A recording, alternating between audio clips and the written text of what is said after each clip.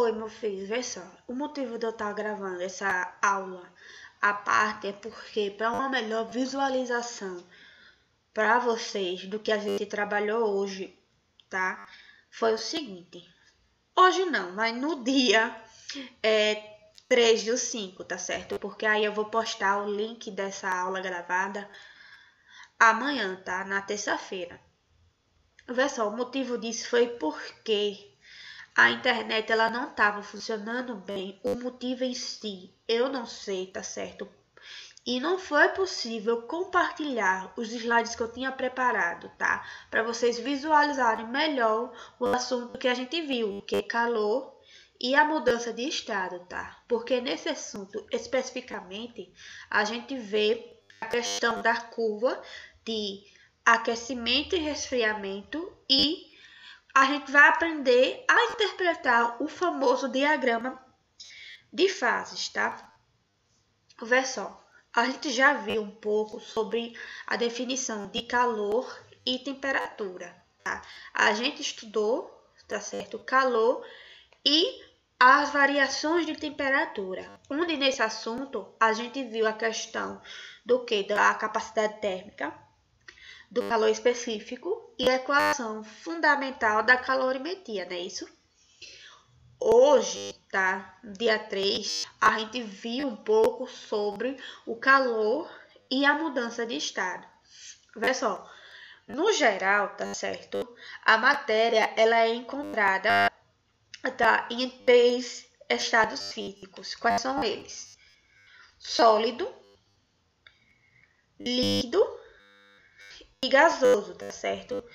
Só que em algumas condições, tá, especiais de temperatura e pressão, vão se manifestar o que chamamos de estado, chamados de condensado de Bose-Einstein e plasma.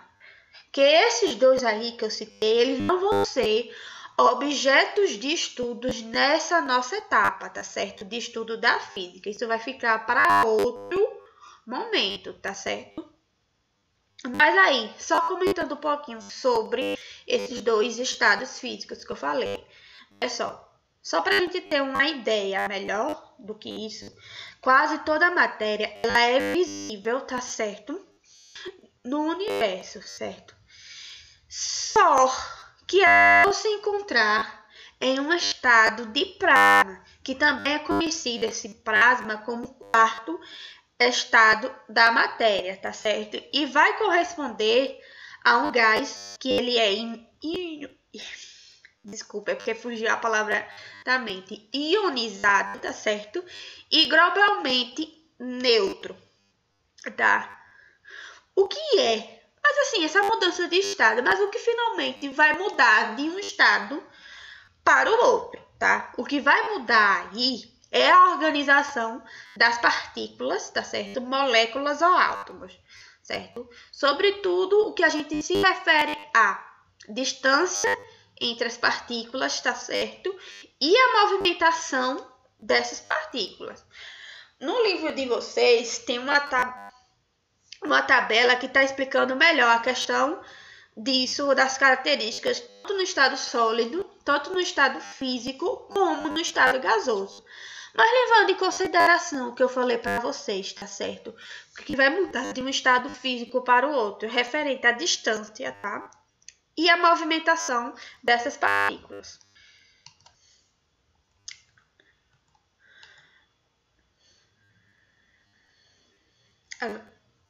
Vê só, nessa imagem aqui que está aparecendo para vocês, está mostrando, certo? Um corpo no estado sólido, no estado líquido e no estado gasoso, tá certo? Observem a distância, tá, dessa matéria, desse corpo, no estado sólido, tá? Eles estão praticamente juntos, essas partículas, então tem pouquíssimos espaços entre eles, tá? Entre essas partículas, e a movimentação dessas partículas, por consequência de uma pouca distância, pouquíssima distância, não vai ter uma grande movimentação, tá? Já no estado líquido, vocês começam a observar nessa imagem aí que a distância entre as partículas já começa a aumentar. Então, a movimentação aí vai se tornar um pouco maior. Além do que, no estado líquido, tá? A matéria em si vai adquirir a forma, tá? Do que está contendo aquela matéria no estado líquido, tá certo? Já no estado gasoso, vocês podem observar a representação aí que as distâncias entre as partículas está maior comparado ao estado sólido e ao estado líquido. Então, a movimentação aí vai ser bastante grande, né? Isso? Aí, vê só. Quanto às características, tá, dos três principais estados da matéria, no livro de vocês tem uma tabelazinha que mostra a questão do volume, como funciona para os três estados, tá? A forma deles, que eles vão adquirir, certo? Como é a distância entre as partículas e como é o movimento dessas partículas. Mas, de uma maneira geral, os estados físicos, eles se relacionam com o grau, tá certo? De agitação das moléculas que constitui esse corpo ou esse material, tá certo? Mas no nosso ambiente, os mais comuns são o sólido, tá? Esse estado sólido, ele vai possuir pouca mobilidade, como vocês viram na representação anterior, tá? Vai ter pouca agitação molecular por conta que a distância entre as partículas é bem pequena, tá certo? Por isso que vai ocasionar pouca mobilidade e pouca agitação molecular. E tem volume e formas bem definidos, tá certo? Isso no estado sólido. Já no estado líquido, ele já vai possuir uma maior mobilidade, tá? E agitação molecular, tá certo? Que aí, no estado líquido, aquela matéria ela vai tomar a forma do recipiente. Além do que também vai apresentar uma superfície de separação, tá certo? No estado gasoso, a mobilidade e a agitação molecular estão no grau máximo. Por quê? Porque a distância das partículas no estado gasoso é bem maior quando a gente compara em relação aos outros dois estados, tá certo? O sólido e o líquido, tá? E no estado gasoso, tá? Uma matéria aí, ele vai se expandir até preencher todo o recipiente, tá certo?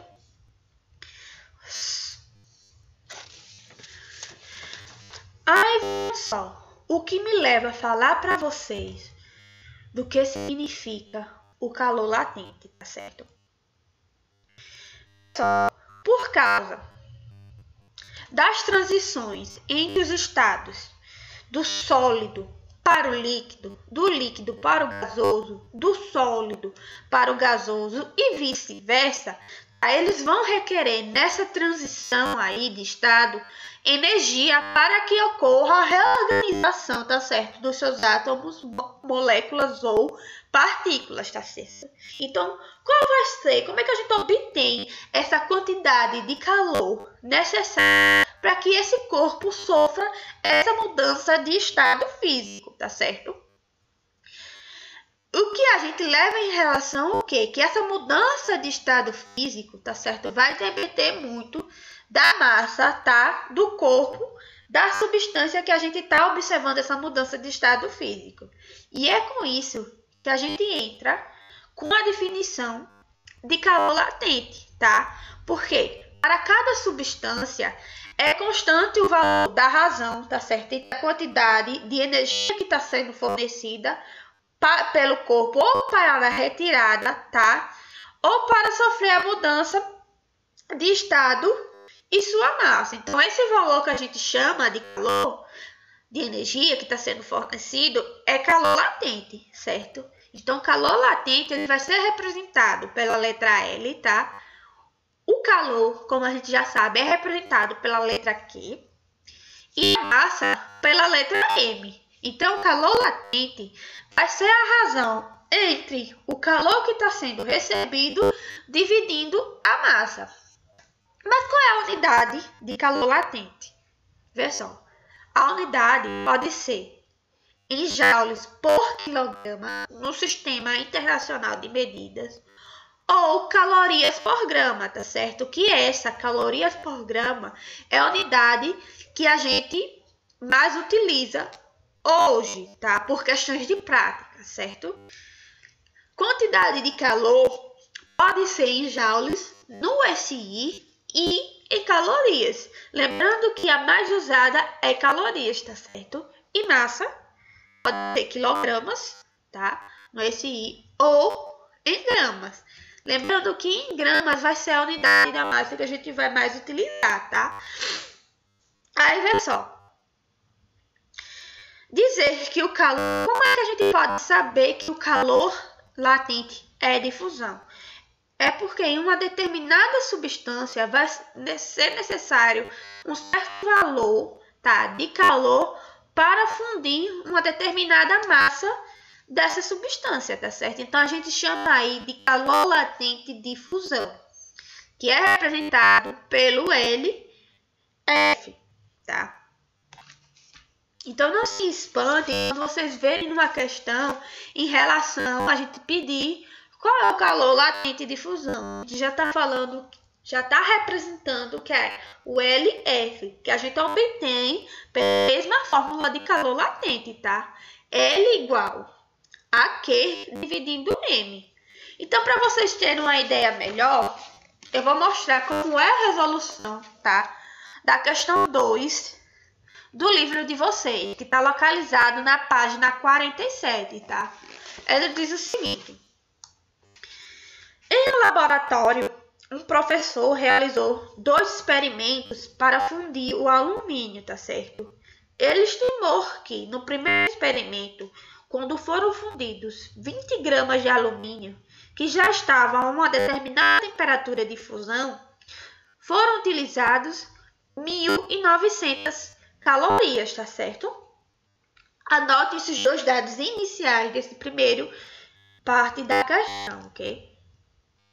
Então, essa questão possui 3 alternativas, tá?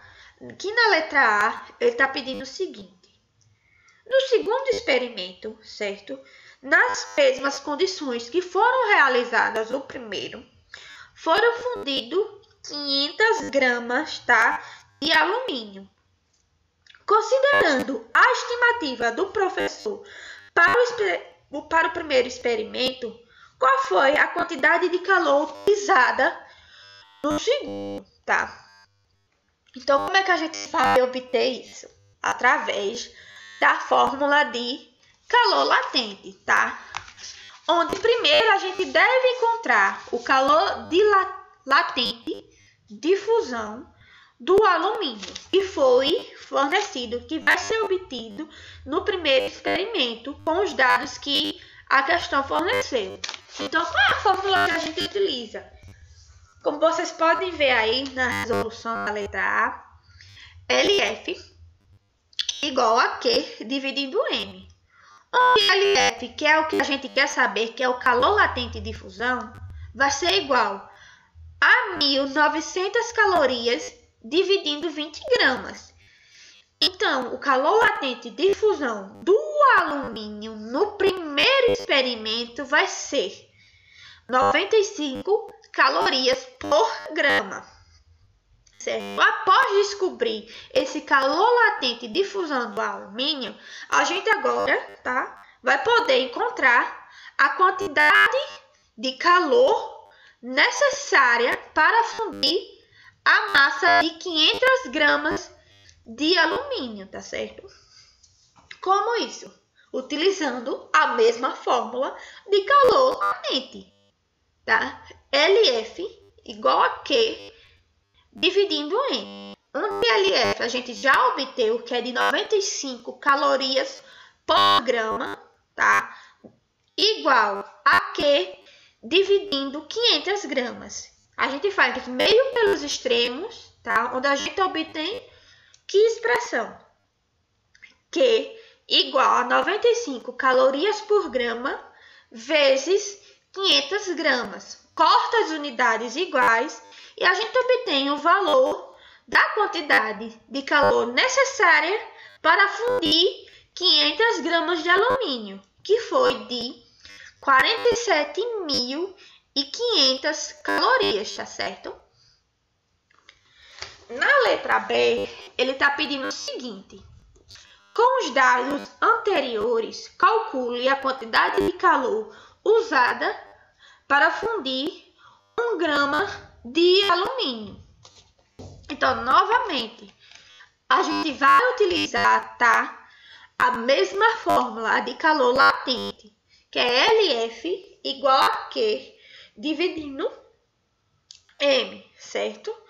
Como a gente quer saber a quantidade de calor necessária, tá? A gente já tem a massa do alumínio, a gente já tem o calor latente de fusão que a gente descobriu lá na letra A, tá? Então, a gente vai substituir esses dados na fórmula que eu acabei de citar para vocês, tá? Que fica 95 calorias por grama igual a Q dividindo 1 grama, tá? Meio pelos extremos novamente, então a gente obtém o quê? Q igual a 95 calorias por grama vezes 1 grama. Então, corta as unidades iguais, realiza a multiplicação, tá? Que essa aqui tá fácil, que a gente vai ter o valor da quantidade de calor de 95 calorias, tá? Simples. A resolução até então das duas letras que a gente fez até agora, a letra A e B, tá simples. Apenas substituir os dados na fórmula de calor latente. Agora vamos lá. Na letra C, ele está pedindo o seguinte: a gente vai analisar, tá, a pergunta e a resposta do item anterior, ou seja, do item B, certo? E vamos responder qual é a constante de calor latente de fusão do alumínio. Nessa letra C, ela é um pouco mais teórica, tá certo? Observando o resultado que a gente obtém, tá, do calor latente de fusão e a quantidade de calor, tá certo, que é necessário para mudar em 1 grama, para fundir em 1 grama de alumínio, então o que a gente pode entender isso daí? É porque não está aparecendo direito a resolução, tá, dessa letra C, a explicação dessa letra C. Mas é mais ou menos o seguinte: o calor latente de fusão do alumínio não foi de 95 calorias por grama que a gente obteve com os dados do primeiro experimento, né? Então, significa dizer que são necessários uma quantidade de calor de 95 calorias, tá, para fundir 1 grama de alumínio, certo? Então, é necessário fornecer uma energia, um calor de 95 calorias para tentar fazer a fusão de 1 grama de alumínio, certo? Então, é isso que a gente pode, tá, do item anterior, que foi o item B, certo?